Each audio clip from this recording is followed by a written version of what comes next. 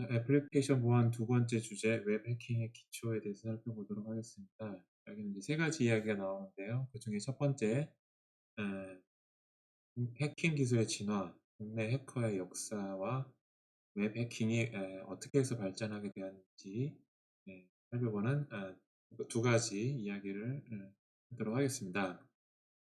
첫 번째는 이제 뭐 해커의 역사, 특히 이제 국내 해커의 역사에 대해서 살펴보고 있는데요.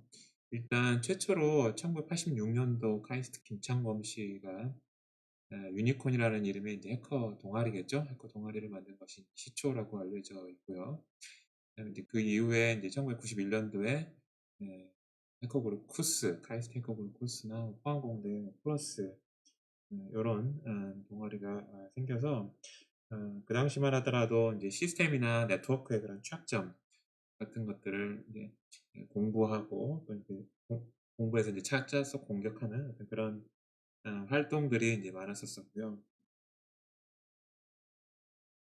서로 간에 이제 경쟁이 과열되다 보니까 이제 두 학교 해커 동아리들 사이에 이제 서로 해킹을 하는 그런 어, 일련의 사건이 있었던 또 에피소드가 좀 있고요. 그래서 여기 지금 보면 그런 내용들이 이제 저희 국내 해커의 시초다라고 이야기할 수가 있을 것 같고요.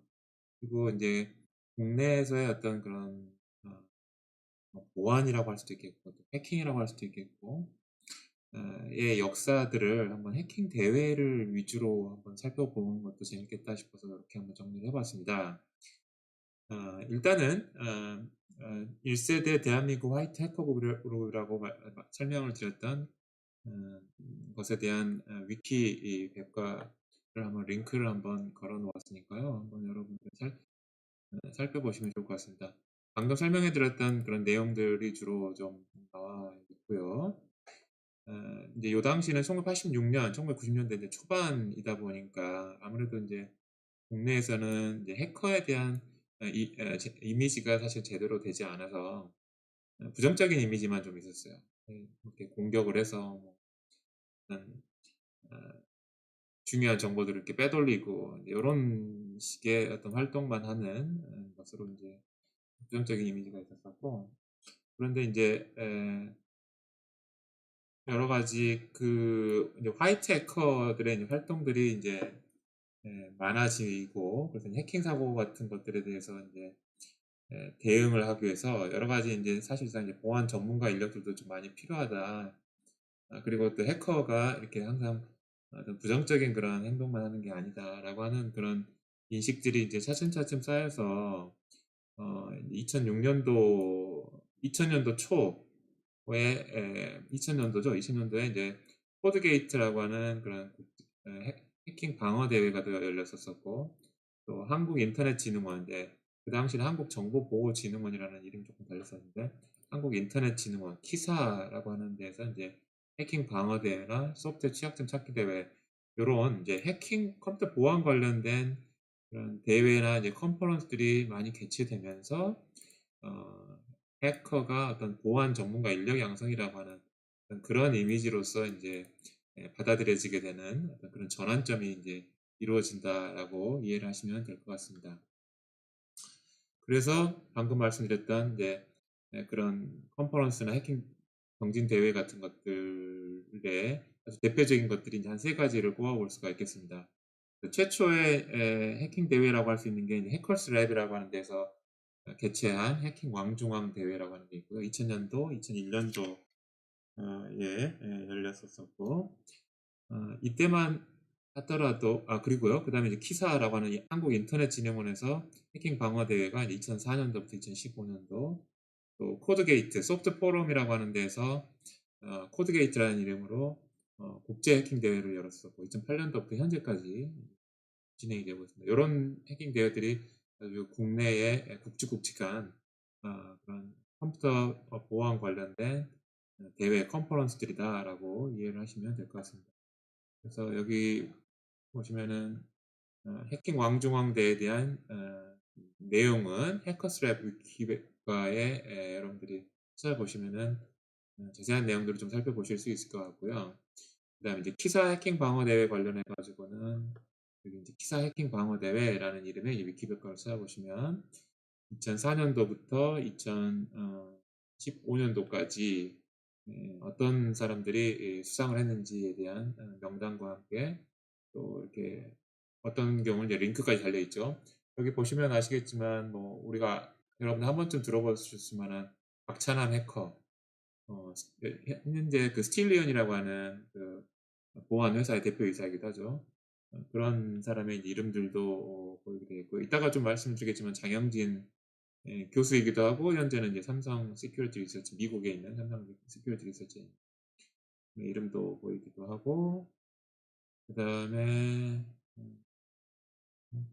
여기 이제 카이스트 교수죠. 카이스트 정보보안 대학원 교수 김윤수 교수 이름도 보이기도 하고, 아무튼 그 당시 이제 대회에 열심히 참여했었던 분들이 여전히 이제 지금 활동하고 있는 것들도 좀 알 수가 있을 것 같습니다. 카이스트 키사 해킹 방어 대회 또 여러분들 한번 살펴보시면 좋을 것 같고, 그다음에 이제 소프트 포럼에서 2008년도부터 매년 주최하고 있는 이제 정보보안 컨퍼런스 코드게이트, 여러분들 보심에 대해서도 여기 코드게이트라는 이름의 위키백과에서 찾아보실 수 있을 것 같고요. 여기 코드게이트에 대한 링크도 달려 있어서 클릭을 해보면 이게 2023년도군요. 2023년도 관련된 이제 웹페이지를 여러분들 볼 수 있겠고, 최근에는 이제 정보보안 경진대회가 주로 이제 AI하고 연관돼서 된 정보보안 경진대회를 여는 것이 현재 트렌드인 것 같아요. 인공지능하고 정보보안하고 결합을 해가지고 이제 대회를 하는 거죠. 그런 것들이 하나의 트렌드 같고, 어쨌든 이제 코드게이트에 대한 위키백과에서 찾아보시면 내용이 나올 것 같습니다. 요 세 가지가 이제 국내의 정보보안 해킹 관련된 어떤 국제국제관 컨퍼런스들이었다라고 생각하시면 되겠고, 여기에 이제 우승하신 분들이 지금 이제 많은 활동들을 여기저기서 활동하시게 된 거고요. 그 다음에 이제 세계 해킹 대회를 이제 살펴보면은 이제 데프콘이라고 하는 게 아주 유명한 대회가 있죠. 그래서 여기 데프콘에 대한 위키백과 링크를 걸어놨고요. 요거는 사실 이제 영어 링크, 영어 위키백과이고요. 여기를 좀 살펴보시면은 1993년도에 이제 시작이 됐고, 다른 대회들하고 좀 비슷하게 데프콘도 이제 CTF라고 하죠. 나중에 이제 여러분들도 CTF가 뭐다라고 하는 걸 실제 CTF 문제도 풀어보기도 하고, 또 CTF가 뭐다라고 하는 것들을 같이 좀 이야기해 볼 시간이 있을 겁니다. 그래서 어떤 시스템을 내가 해킹을 해가지고 홈페이지라든지 어떤 대문 웹사이트에다가 이제 내 이름을 걸어놓는다거나 내 팀명을 걸어놓는다거나 이런 것을 목적으로 하는 어떤 해킹 문제를 푸는 대회가 이제 CTF, 캡처 더 플래그라고 생각하시면 될 것 같습니다. 그런 이제 세계적으로 유명한 그런 CTF 대회 중에 하나가 이제 데프콘이라고 생각하시면 될 것 같고요. 거의 정보보안 세계적인 정보보안 대회 뭐 올림픽이다 뭐 이렇게 이야기하기도 하죠. 그 데프콘에 이제 우리나라가 도전을 해서 뭐 얼마만큼 본선을 진출했든지 뭐 1등을 했든지 그런 이제 수상한 도전한 그런 역사들을 정리해 놓은 기사가 있어서 한번 기사하고 위키 웹과를 있어서 링크를 걸어 놔봤습니다. 그래서 보시면 여기네요. 여기 이제 2015년도 기사고요. 왜 2015년도 기사라고 하면 저희가 아마 2006년도부터 이제 출전했던 모양이에요. 데프콘 CTF 14였네요. 그때 번호가 2006년도에 뭐 본선 진출이 8팀 했다라고 되어 있고, 2006년도부터 이제 쭉 데프콘에 이제 대회에 나가서 뭐 6등도 하고 4등도 하고 3등도 하고 했는데, 2015년도 데프콘 CTF 23에 2015년도에 드디어 이제 처음으로 이제 1위를 했어서 아마 여기 이제 기사가 실렸었습니다. 그때 1위를 하신 분이 이제 요 분들이네요. 그래서 아까 말씀드렸던 그 장영진 씨나 버지니아 아마 대학의 교수를 하시다가 지금 이제 미국 삼성 시큐리티로 온 계신 장영진 교수 또는 이제 연구원이라고 해야 되나요? 그다음에 이제 지금 현재 카이스트 교수로 계시는 이제 윤인수 교수라든지 뭐 이런 분들이 2015년도에 이제 드디어 데프콘 10년 도전사의 역사적인 한 획을 그었다. 뭐 이렇게 기사가 뜬 걸 알 수가 있습니다. 이걸 조금 더 정리해 놓은 위키백과가 있죠. 제가 했던 것 같은데.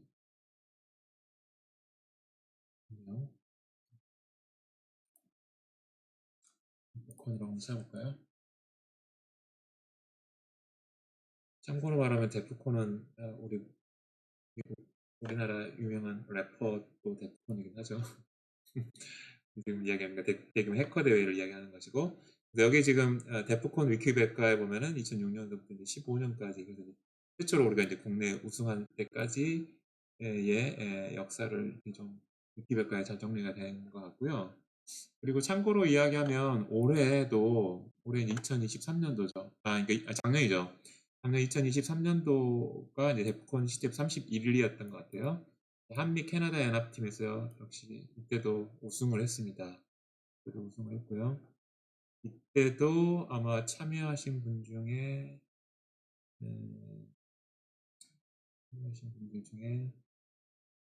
장영진 씨가 아마 있었던 걸로, 장영진 교수님이 아마 있었던 걸로 기억을 합니다. 그렇고요. 그렇게 해서 이제 그렇게 이제 1986년도 처음 해커 동아리를 만들어서 2015년도 처음 우승을 하고 이제 아마 2023년도, 2022년도도 우승을 했다라고 그 기사에서 읽은 것 같아요.